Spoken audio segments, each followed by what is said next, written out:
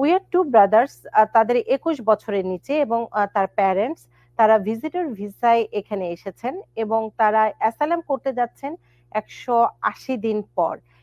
এবং তার প্রশ্নটি হচ্ছে যদি অ্যাসাইলাম ডিনাই হয় তাহলে তার সিস্টার হচ্ছে এখানে গ্রিন কার্ড হোল্ডারধারী, তিনি যখন সিটিজেন হবেন আবেদন করার পরে এটি অ্যাডজাস্ট করা যাবে কিনা। ধন্যবাদ। এটা অনেকে প্রশ্নটা করে থাকেন। অ্যাসাইলাম ব্যাপার আমি যাব না, ওনার পারসিকিউশন কি, আর আমি ওই প্রশ্নটা ওটা না। প্রশ্নটা হচ্ছে অ্যাসাইলাম যদি ডিনাই হয়, সিটিজেন সিস্টার তার জন্য অ্যাপ্লাই করলে এখানে অ্যাডজাস্ট করতে পারবে কিনা? না, এটা সম্ভব না। কারণ সিস্টার ব্রাদার ক্যাটাগরিতে, F4 ক্যাটাগরিতে যখন অ্যাপ্লাই করা হয়, বর্তমানে এখন লাগছে 17 ইয়ার্স প্রায়োরিটি ডেট আসার জন্য।